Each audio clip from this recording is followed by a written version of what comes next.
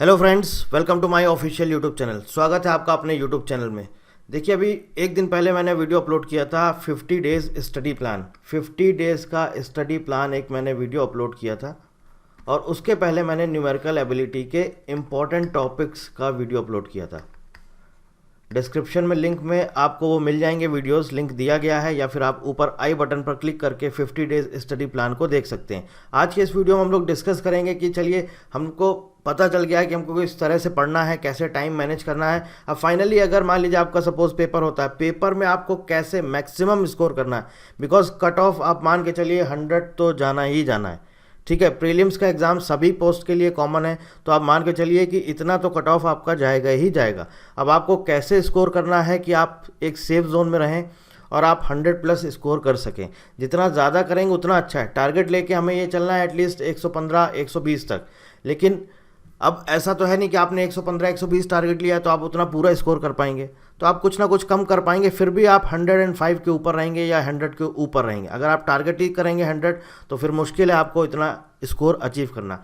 तो यहाँ पर हम समझेंगे आखिर हमारी क्या स्ट्रैटेजी होनी चाहिए, क्या चीज़ें हमें फॉलो करनी है, क्या चीज़ें हमें नहीं फॉलो करनी है। प्रॉपर स्ट्रैटेजी के साथ अगर आप एग्ज़ाम देंगे तो आप 100 प्लस स्कोर कर सकते हैं। अब देखिए, अगर हम बात करते हैं, एक आपका सेक्शन है न्यूमेरिकल एबिलिटी, दूसरा है आपका रीजनिंग एप्टीट्यूड, तीसरा है आपका इंग्लिश लैंग्वेज, इसके बाद आपका आ जाता है जीके और हम बोले तो करंट अफेयर्स, इसके बाद है आपका जीएस, और उसके बाद लास्ट में आता है आपका IPR intellectual property rights, WIPO वगैरह।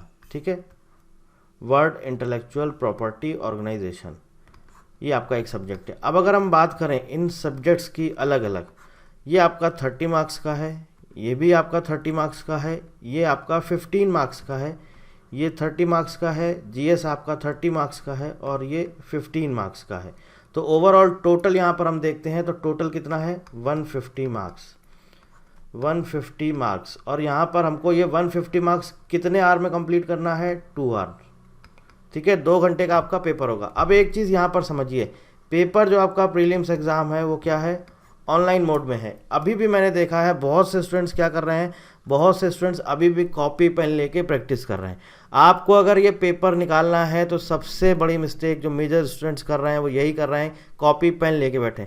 कॉपी पेन आप भूल जाइए, आपको सिर्फ कॉन्सेप्ट्स पढ़ने हैं, 10-10 क्वेश्चन प्रैक्टिस करने हैं, उसके बाद सब कुछ आपको ओरली करना है, आपको रिवाइज करना है, आपने सब कुछ ओरली करना है, आपको क्वेश्चंस भी अटेम्प्ट करने, ओरली करना शुरू करना है। जैसे मान लीजिए मैंने आपको जो पिछला वीडियो दिया था 50 डेज स्टडी प्लान का, मैंने आपको बोला आपको 10-10 क्वेश्चंस प्रैक्टिस करने हैं। इसके बाद अगर आपको और प्रैक्टिस करने हैं तो आपको वो कैसे करने हैं, वो ओरली करने हैं विदाउट पेन और कॉपी। मतलब सपोज आपने 10 क्वेश्चन प्रैक्टिस किए, ठीक है, आप कॉपी पेन का यूज़ कर सकते हैं। इसके बाद आपको जो 5 क्वेश्चंस प्रैक्टिस करने हैं ये आपको ओरली करने हैं विदाउट कॉपी एंड पेन, क्योंकि ये बहुत से स्टूडेंट ये सबसे बड़ी मिस्टेक करते हैं।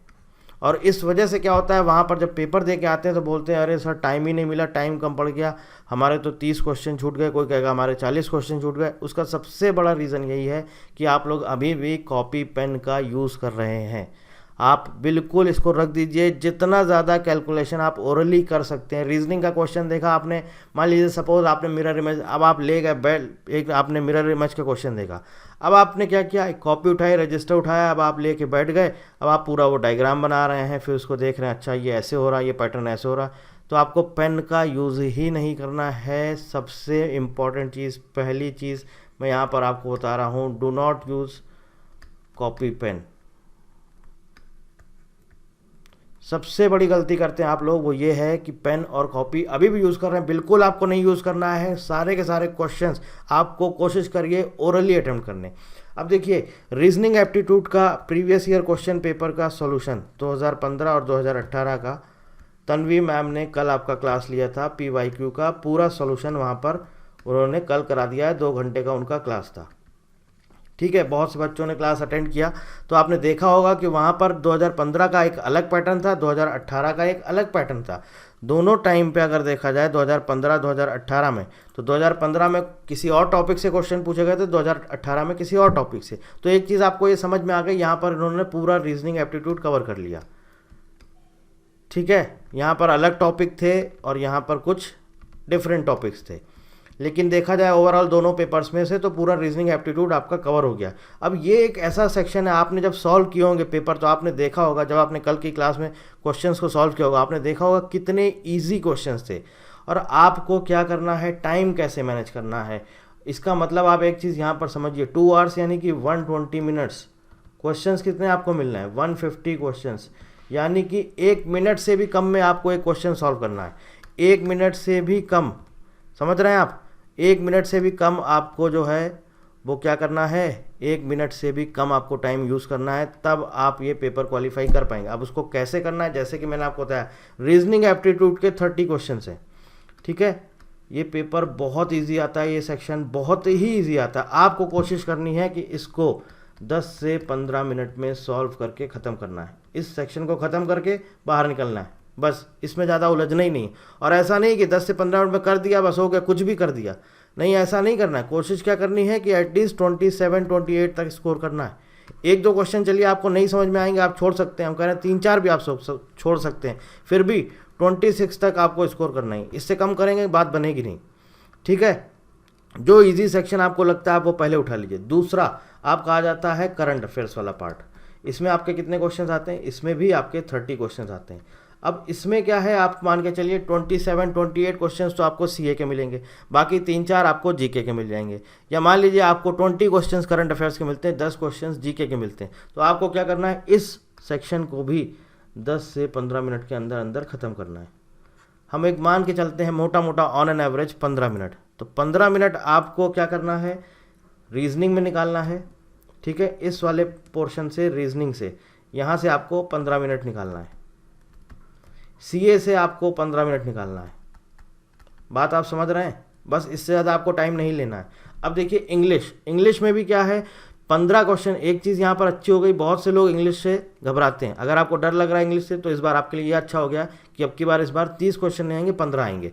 तो एक चीज़ जो मैंने आपको लिस्ट दी है, मैंने अपने टेलीग्राम चैनल पर शेयर कर दी है। टेलीग्राम चैनल का लिंक या यहाँ पर लिखा हुआ है।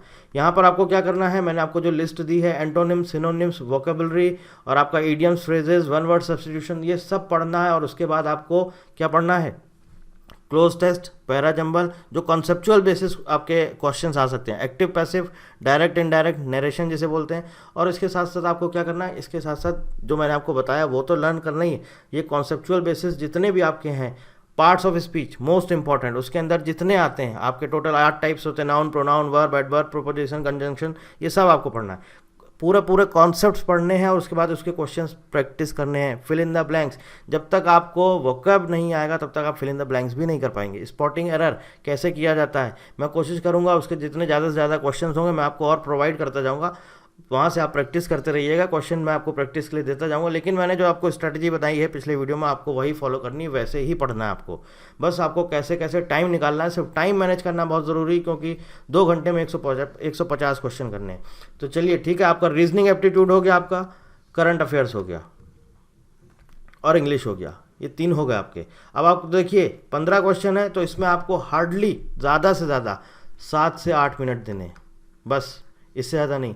देखिए अगर एंटोनिम्स, सिनोनिम्स आए, वन वर्ड सब्स्टिट्यूशन आए, तब तो कोई प्रॉब्लम नहीं, आप 7-8 मिनट में पूरा ये सेक्शन सॉल्व कर लेंगे। अगर रीडिंग कॉम्प्रिहेंशन आया तब हम मान सकते हैं हाँ वहाँ पे हमें थोड़ा सा टाइम लग जाएगा, क्योंकि रीडिंग कॉम्प्रिहेंशन में हमें पूरा पैराग्राफ पढ़ना पड़ता है। तो वहाँ पर हम चलिए मान के चलते हैं आपका 10 मिनट ले लेते हैं, या 10 से 12 मिनट ले लेते हैं, तो भी एटलीस्ट आप यहाँ पर 3 मिनट तो आपको, मैं तो कहूँगा 5 मिनट बचाइए। अगर फिर भी आप 3 मिनट भी बचाते हैं तो भी बहुत है। चलिए मैं मान लेता हूँ आप यहाँ पर एटलीस्ट 5 मिनट भी निकाल लेते हैं, ठीक है। आपने 10 मिनट में ये किया, 10 मिनट में आपने ये पोर्शन किया है, यहाँ से हमारे बचे 5 मिनट, ठीक है। 15 मिनट 15 क्वेश्चन, अभी हम 1-1 मिनट लेके चल रहे हैं, एक क्वेश्चन 1 मिनट का, लेकिन हमें टाइम कैसे निकालना है वो देखिए। रीजनिंग में 30 क्वेश्चन थे, हमने 15 मिनट में सॉल्व करना है, कैसे भी करना है और कितना स्कोर करना है, 26+। करंट अफेयर्स में भी 10 से 15 मिनट में ज़्यादा से ज़्यादा स्कोर करना है। करंट अफेयर्स पूरी अवेलेबल है हमारा टेलीग्राम चैनल पर, पूरी पढ़ के जानी है, कैसे पढ़नी सब कुछ बता चुका हूँ। तो यहाँ से भी आपको 15 मिनट निकालना है। इंग्लिश से आपको 5 मिनट एटलीस्ट निकालना है। अब बात आती है आईपीआर वाला सेक्शन। आईपीआर वाला सेक्शन कोई डिफ़िकल्ट नहीं है, थ्योरी बेस्ड पेपर है। अगर आपने अच्छे से इस सब्जेक्ट को पढ़ा है तो मैं आपको यकीन के साथ कह सकता हूँ आप 12 से 13 यहाँ पर स्कोर कर ले जाएंगे। पूरा थ्योरी बेस्ड पेपर है। कॉन्सेप्ट्स वगैरह या फॉर्मूले रटने वाला ऐसा कुछ नहीं है, सिर्फ थ्योरी बेस्ड है। आपको बस पता है, डेफिनेशंस पता है, उसके इंपॉर्टेंट टर्म्स पता है, इंपॉर्टेंट फैक्ट्स पता है, किस ईयर में कौन कौन सा एक्ट लागू हुआ है, ये सब सारी चीज़ें अगर आपको याद हैं तो आप यहाँ पर भी अच्छा स्कोर कर सकते हैं। और इसको 15 मिनट को, क्योंकि अगर आपको आता है तो आप फटाक से आंसर करेंगे। क्या करना है, यहाँ पर भी आपको इसको सेक्शन को 10 मिनट से ज़्यादा नहीं देना है, बस दैट्स इट। 10 मिनट से ज़्यादा नहीं देना है, 5 मिनट आपको यहाँ से भी निकालना है, ठीक है। अब ओवरऑल अगर हम टाइम देखें अपने लिए कि हमने कितना टाइम दे दिया है किस किस सब्जेक्ट को। रीजनिंग के लिए हमने 15 मिनट दिया, करंट अफेयर्स के लिए 15 मिनट दिया, इंग्लिश के लिए 10 मिनट दिया और आईपीआर के लिए 10 मिनट दिया। तो ये कितना हो गया, 15 15 30 और 20 50 मिनट, 50 मिनट्स। आपके पास टाइम कितना बचा, 1 घंटे 10 मिनट। अब इस 1 घंटे 10 मिनट में आपको क्या करना है, जीएस और न्यूमेरिकल एबिलिटी। अब आप समझे कैसे आपको मैनेज करना है, और कोशिश करिएगा ये 2 सेक्शन लास्ट में करिए। अगर आपको आता है, आप बहुत स्ट्रांग है न्यूमेरिकल एबिलिटी में, तो आप फर्स्ट में सबसे पहले स्टार्ट करिए। अदरवाइज मैं आपको सजेस्ट करूंगा ये 2 टॉपिक सबसे लास्ट में आप उठाइएगा, क्योंकि न्यूमेरिकल एबिलिटी आपका थोड़ा सा टाइम कंज्यूमिंग होता है, कैलकुलेशन वगैरह होता है, वहाँ पर आपको टाइम लग जाता है। मैं आपको एक चीज़ और यहाँ पर सजेस्ट कर दूंगा, अगर आप देखिए जीएस और न्यूमेरिकल एबिलिटी के लिए आपने कितना टाइम निकाला, टोटल 70 मिनट्स। अब इस 70 मिनट्स में आपको क्या करना है, जो आपका न्यूमेरिकल एबिलिटी वाला पार्ट है यहाँ पर आपको 50 मिनट्स देने हैं। मिस्टेक नहीं करनी, बहुत आराम से करना है, सिली मिस्टेक्स नहीं करनी किसी भी तरह की। ये 50 मिनट आपको न्यूमेरिकल एबिलिटी में देने हैं, क्योंकि अगर ये थोड़ा सा भी कैलकुलेटिव हुआ या कुछ भी आपने टॉपिक नहीं पढ़ा, आप घूम जाएंगे या कैलकुलेशन करते करते आपका आंसर नहीं निकलेगा, यहाँ पर टाइम जाएगा, आप उलझ जाएंगे एक ही क्वेश्चन में और देखा आपने टाइम चला गया। तो ये करना ही नहीं है, ज़्यादा आपको टाइम देना ही नहीं है। आपसे नहीं और आप छोड़ दीजिए, बाद में उसको देखिएगा। लेकिन अगर हो रहा है तो फट से जल्दी करिए और तुरंत नेक्स्ट सेक्शन पे चलिए। तो 50 मिनट आपके लिए न्यूमेरिकल एबिलिटी के लिए, और जीएस के लिए हम आपको देते हैं यहाँ पर 20 मिनट्स जीएस। अब जीएस में देखिए क्या है, फिजिक्स, केमिस्ट्री, बायो। अगर आपको लगता है कि बहुत से मैंने देखा है जो स्टूडेंट्स जिनको बायो से प्रॉब्लम, बायो से डर लगता है, बायो पढ़ना नहीं चाहते हैं, बायो अजीब लगती है बायो, और मोस्टली जो लड़कों के साथ है वो यही प्रॉब्लम, उन्हें फिजिक्स केमिस्ट्री अच्छी लगती है, फिजिक्स पढ़ सकते हैं, बायो नहीं पढ़ सकते, तो आप बायो छोड़ दीजिए। लड़कियों के साथ है कि अगर चलो हमें फिजिक्स डिफिकल्ट लगती है तो आप फिजिक्स छोड़ दीजिए। तो कोई एक सेक्शन तो ऐसा होगा जिसमें आप स्ट्रांग होंगे, बायोलॉजी में, फिजिक्स में, केमिस्ट्री में, आप एटलीस्ट एक तो सेक्शन पढ़ के जाइए। तो यहाँ पर आपको 30 क्वेश्चन जीएस के अगर आएंगे तो 10 क्वेश्चन आपका फिजिक्स होगा, 10 आपका बायो होगा, 10 केमिस्ट्री होगा। अगर आप 15 भी स्कोर कर लेंगे तो बहुत अच्छा स्कोर है जीएस में। अगर आपने 15 स्कोर कर लिया तो बहुत अच्छा स्कोर है। अब देखिए मैं आपको बताता हूँ किस तरह से आपको कैसे क्या क्या और कितना स्कोर किस सेक्शन में करना है। न्यूमेरिकल एबिलिटी में एटलीस्ट 20, रीजनिंग एप्टीट्यूड, भाई मेरे मिस्टेक मत करो, तो इसमें आप 30 में 30 ला सकते हो। चलो बहुत से स्टूडेंट हैं बोलेंगे नहीं इतना तो बहुत ज़्यादा आपने बोल दिया, इतना नहीं ला सकते हो। मैं आपको बोल रहा हूँ 26 ला सकते हो, 27 ला सकते हो, क्योंकि ये एक ऐसा सेक्शन है जिसमें ज़्यादा से ज़्यादा स्कोर कर सकते हो। तो मैं यही कहूँगा आपसे, इसमें स्कोर यहाँ से निकालो, यहाँ से एक एक नंबर निचोड़ो, कैसे भी हो यहाँ से एक एक नंबर निकालना है। करंट अफेयर्स में मैं मान के चलता हूँ आप 25 नहीं तो 22 क्वेश्चन तो आप कर ही सकते हो। चलिए मैंने मान लिया ऑन एन एवरेज 20 से 22 आप लोग कर सकते हो। आईपीआर पूरा थ्योरी बेस्ड है मेरे भाई, बहुत इजी है, सिर्फ नाम है। आप लोगों को डर लग रहा है आपने क्योंकि कभी ये सब्जेक्ट सुना ही नहीं है। सिंसियरली मैं बता रहा हूँ आपको, बहुत इजी है, बस आपको पढ़ना है। क्योंकि अभी हमारा क्या है, इंटरेस्ट क्यों नहीं आता, हमें क्यों नहीं अच्छा लगता, क्योंकि हमने पढ़ा ही नहीं है। जब पढ़ने लगेंगे, जब 1 महीने बाद आप ये पढ़ लेंगे तो आप कहेंगे अरे ये तो बहुत ईजी है। तो मैं आपको यहाँ पर बोल रहा हूँ एटलीस्ट 12 आपको यहाँ से निकालने हैं, ठीक है। अब बचा हमारा जीएस और क्या बचा हमारा इंग्लिश।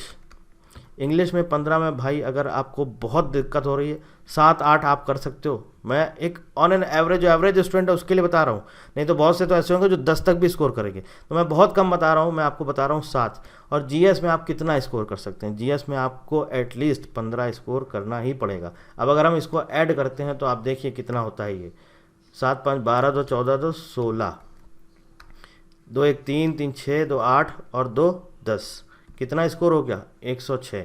ये मैंने बहुत कम स्कोर लेके चला है। लेकिन रीजनिंग में अगर आप मान लीजिए 30 नहीं करते हैं, 26 करते हैं, तो आपका स्कोर कितना हो रहा है 102। तब भी आप 100 प्लस रहेंगे। 100 प्लस आपको स्कोर करना बहुत ज़रूरी है। जब आप इतना स्कोर करेंगे तो आप सेफ जोन में होंगे और कंपटीशन में बने रहेंगे। देखिए ये आपका मेरिट लिस्ट में काम नहीं आना है, आपको सिर्फ ये क्वालिफाई है, आपको सिर्फ क्वालिफाई करना है। तो इसका मतलब ये नहीं कि बस क्वालिफाई करना है तो हम 100 ही करके आएंगे, बस 100 से ज़्यादा हमें करना ही नहीं है। ओवर कॉन्फिडेंस ले डूबता है। कोशिश करिए जितना ज़्यादा स्कोर कर सकते हैं। इंग्लिश में मैंने आपको 7 बोले हैं, इंग्लिश में अगर आप 7 की जगह 10 कर लेंगे तो मेरे भाई ये आपका स्कोर हो जाएगा 105। और रीजनिंग में अगर आप 26 की जगह 30 में से 30 कर लेंगे तो मेरे भाई ये आपका स्कोर हो जाएगा 109। आप सेफ जोन में पहुंच चुके हैं, सिलेक्शन आपका पक्का होगा। बस जैसे बताया आप पढ़ते चलिए, डेली पढ़िए, टाइम को बिल्कुल आप वेस्ट मत करिए, एक एक सेकंड कीमती है, यूटिलाइज करिए। किसी भी तरह का कोई भी गाइडेंस चाहिए तो आप कमेंट करके पूछ सकते हैं। So thank you very much and thank you for watching.